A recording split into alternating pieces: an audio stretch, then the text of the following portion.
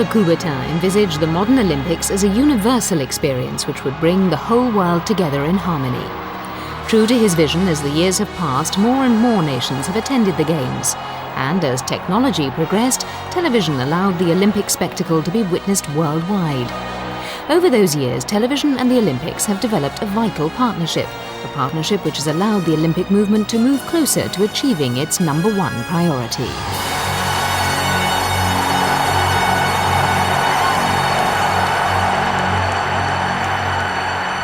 Overall, it's to try and make the Olympics as available to everybody in the world as is humanly possible.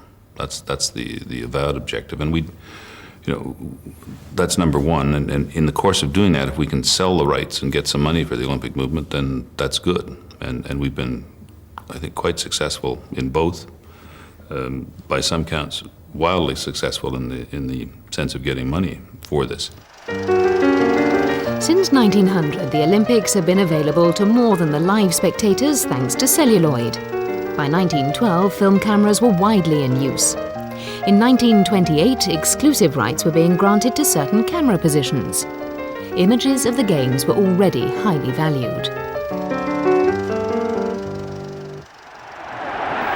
Although the Berlin Games in 1936 were the first to be televised, the 1948 London Games were the first to be broadcast live into people's homes. In 1960, world rights were sold to CBS in America for $200,000, and the first live pan-European broadcast was made.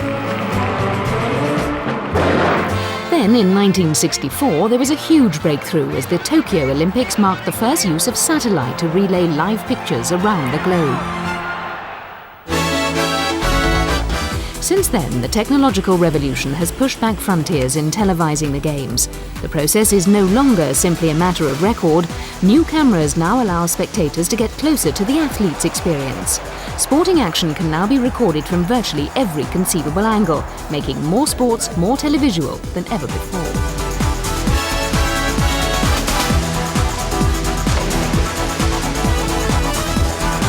At the Atlanta Olympics, the entire Games were recorded by Atlanta Olympic Broadcasting. The AOB provided over 3,000 hours of blanket coverage of the Games, which was instantly available for each of the national broadcasters to choose from and supplement with their own coverage. At the Atlanta Games, it was NBC who provided the national broadcast for the host nation. The year before, they and the IOC had announced that for $2.3 billion, NBC had bought the rights to all Olympic Games up to and including the 2008 Summer Olympics, excluding the Nagano Games, which had already been secured by CBS.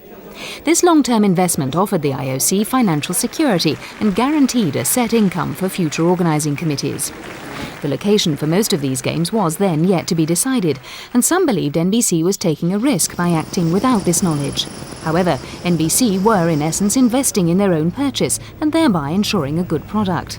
And for NBC sports president, the Olympic Games' universal appeal makes them a unique event. In the old days, the whole family would sit together in front of a great BBC drama or a great American drama. They don't anymore. Mother sits in one room and she watches a soap opera. Father's in another room watching basketball or a soccer match, and the kids are in another room watching MTV.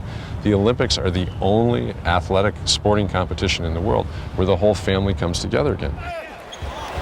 NBC's coverage of the Atlanta Games were a great financial success, but received some criticism for focusing too heavily on American athletes and American-favoured sports. The IOC realised that each broadcaster would want to tailor the AOB's coverage towards the tastes of its national audience. Indeed, the creation of role models and national heroes is part of the Olympic ideal. However, the IOC trusts the broadcasters to ensure the essential global aspect of the Games is not lost. It's a difficult balance to achieve.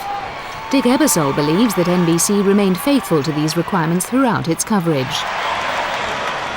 Covering an Olympics in your own home nation, many people feel is the most difficult thing to do in the world of producing a major television event. I don't agree, and I cite what we did in Atlanta as an example. The most important thing in delivering an Olympics to your own country that takes place in your own country is to make sure you show all the competitions in which your country's athletes excel at the most. In the United States, due to the great fortune maybe that we all have in having a land of plenty, We have more athletes who excel in more sports than any other country. Viewers' tastes around the world differ, not only in what and who they want to see at the Olympics, but also in the way they prefer the Games to be presented. Studies show that in Europe, the Olympics are presented more as live sports coverage, whereas in the USA, the emphasis on entertainment is more pronounced. It's not been determined if Carl Lewis will run the 4x100 meters. We do what are called up-close and personals. There are features on the lives of these athletes. There, what we're trying to do is to build real stories about the competition. How can you care about the competition? How can you bring a real depth of feeling to a competition if A, in the first place, you don't really know the sport, B, you don't know your own nation's competitors, and you don't know your own? NBC predict that by the 2004 Olympics, viewers in America may have the choice of 5 or 6 channels on which they can watch different Olympic events. Viewer choice could be further expanded by the advent of digital narrowcasting, whereby the viewer can choose to watch any item from the blanket coverage of the Games. This would offer more TV time to marginal sports.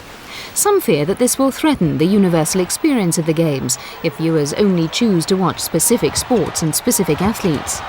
But others believe it's an expansion of choice, and the public will continue to choose to watch what's most enjoyable.